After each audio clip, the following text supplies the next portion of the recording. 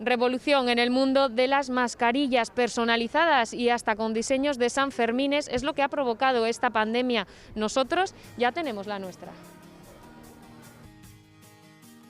Como dice el dicho, si la vida te da limones, aprende a hacer limonada. En este 2020, la vida nos trajo una pandemia y esta pareja decidió ponerle color y un toque más divertido a uno de los accesorios que llegó para quedarse un buen rato, las mascarillas. Yo estaba en Nicaragua de voluntario y bueno, me vine aquí a España, estuve haciendo auxiliar de clínica, entonces estuve trabajando con el COVID muy de cerca. Y viendo toda la evolución, las mascarillas y demás, pues bueno, era diseñador gráfico también y nos planteamos con mi pareja pues montar Aglaya, la empresa de lo que es la estampación de mascarillas. Tras un estudio de tejidos y materiales llegaron a un producto cómodo y resistente al agua. Es una tela bastante estudiada, hidrófuga, antibacteriana y luego aparte tenemos otra tela antibacteriana con un filtro FP2. Se llaman hidrófugas por eso, porque no permiten el paso del agua. Entonces yo si echo agua,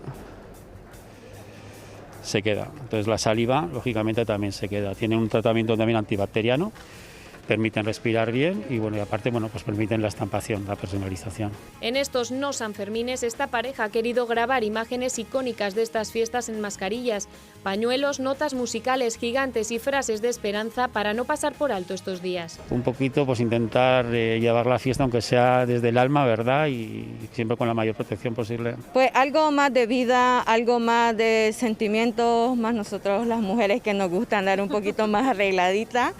Y bueno, más que todo dar algo de color a esta situación que bueno, no es nada agradable, pero que es lo que nos toca en este momento y que esperemos pronto superarlo, pero mientras pues estamos en lo que estamos y hay que seguir adelante.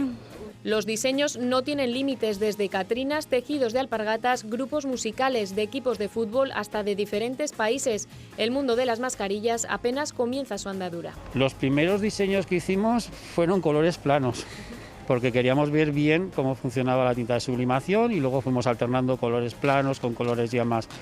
Llegamos a hacer mascarillas con la mera cara de la persona.